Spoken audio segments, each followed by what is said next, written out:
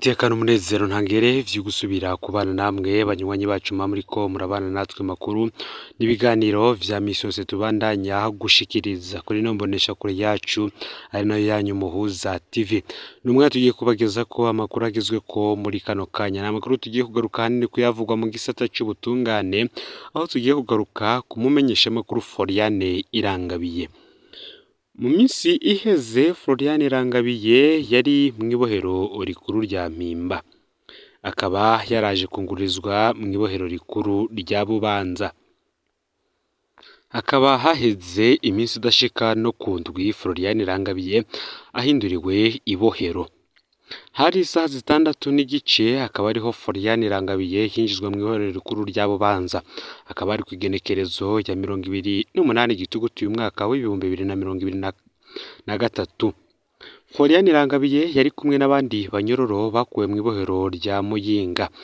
Yari yaraye we nkuko nababwiye, akaba yari yaraye mwibohero rikuru rya Mpimba, aho yari yageze saa 5 z'ijoro kwigenekerezo ya 27 gitugutu uyu mwaka. Floriane Irangabiye akaba amaze umwaka n'amezi 2 mu munyororo, hapfunzwe ku karenganye ziri umwuga wo kumenyesha amakuru. Akaba arashizwe kwica kidasiguye neza mu gitabo mpanavyaha c'u Burundi kivuga kugerageza kumanyura ubutaka bw'u Burundi. Bamwe bakavuga ko aha hoba harimwo icigwa c'ubuzima. Igihe uyu mumenyesha makuru Floriane Irangabiye yahagarikwa n'iperereza kugenekerezo ya 30 kwezi k'umunani umwaka wa 2022, umushikiranganje wa mbere w'u Burundi yari yitwa General Guillaume Bunyoni. Bunyoni akaba ari igihangange gikomeye cane, umupatriote, akaba ariko ubiyita abagwanye muri FDD. Kumbure yafata Floriane Irangabiye nk'akamenyesha makuru gakoresha ibiganiro bivuga akarenganye mu Burundi mu ntumbero gutukisha Uburundi. Nankeka ko Bunyoni yaramenyeshejwe ifatwa ryako kamenyesha makuru. Abimenyeshwa ntaco yakoze ngo amutabare.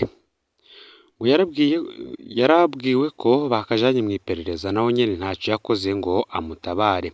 Kumbure muri we ngo yibwiye ati abo ni bamwe batukisha igihugu, abo n'abansi b'igihugu. Umuntu ashira ahabona akarenganyo aba ariko aragwanya leta ndongoye. Kuvugiye kuri Floriane Irangabiye ntankeka ko Bunyoni yabibona nk'uwanka Uburundi. Kumbure abantu nka Floriane Irangabiye yabona ko baba bakwiriye guca bicwa vyihuse, ikibazo agasanga ari andi mashirahamwe aharanira agateka kazina muntu avugira akorera mu Burundi atangura kuvuza induru. Bunyoni nawe ico gihe ngo ntiyaraziko hasigaje amezi 8 gusa nawe agashirwa mu kibanza ca Floriane Irangabiye. Indwi imwe gusa yifatwa rya Floriane Irangabiye, Bunyoni yarakuwe mu mabanga y'umushikiranganje wa mbere.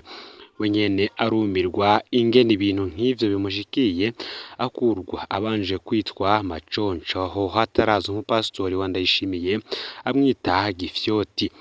Mu minsi yakurikiye amajambo menshi cyane ya President Ndayishimiye yaguma avuga ingene hari umuntu yishe ubutunzi bw'igihugu, umuntu atuma ifaranga ry'u Burundi rita agaciro igihemu.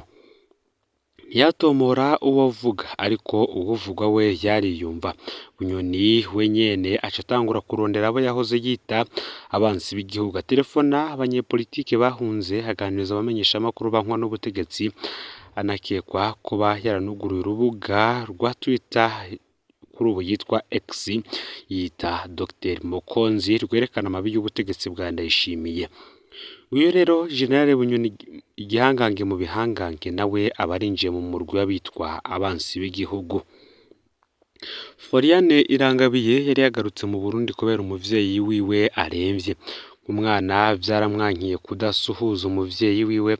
Floriane akaba ari umuvyeyi w'abana bato, yagarutse mu gihugu aje no kuraba abana biwe. Nta mutaha umurondera wariho, kumbure ni bwari ubwa mbere agaruka mu Burundi kuko we ntabwo yari mu bahunze ntureka zo mwaka w'2015.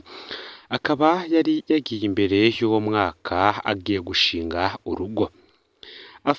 Yafashwe atazi ico afatiwe mu iperereza, akaba yarabajijwe ibitagira ifatiro umwe wese yadukana ico ashatse akakimushirako. Yategetswe gusinya icegeranyo kimwagiriza nawe asaba kubanza gusoma ibikirimwo baramwankira acaranka gusinya. Ivyo basize mu cegeranyo n'agacamutwe ariko nta vyemezo basizemwo. General Bunyoni yafata Florian Irangabiye nk'umwasi w'igihugu. Florian nawe yarazi Bunyoni nk'umwe mu bihangange bituma abarundi batoroherwa. Yarazi ko inzego z'iperereza zogera aho zibafatanya. Bunyoni yakuwe Florian apfunzwe mu iperereza aho atamakuru yamushikira. Yagiye kumenya ivyabaye abamusambisha bamubajije ngo burya bwose wari waje gufasha kudeta Bunyoni. Ivyo tutari bwumve mu Burundi. Florian we yarazi ko bamukandamiza harimwo Bunyoni. Yisanga bazwa ko yaje gufasha Bunyoni gutembagaza ubutegetsi bwa Perezida Varisito Ndayishimiye. Umukozi wo mw'iperereza muri Munyonyo yagize ati burya bwose Bunyoni nawe yimirijwe kwitwa umwansi w'igihugu, aho hari hagisigaye amezi 6 ngo Bunyoni afatwe. Ngo niho rero bamenye ko urwanko rwa Bunyoni Ndayishimiye rugeze ahakomeye kandi ko ivyabo bizogera habi. Aho Bunyoni we ngo ntiyari azi ko abo yahoze yita abansi b'igihugu basigaye babazwa ko bagiye kumufasha ivya kudeta. Kwigenekerezo ya 21 ukwezi kwa kane uyu mwaka w'ibihumbi 2023, General Bunyoni nawe yarafashwe. Cagihanganga c'ibihanganye naco kirashikiriwe.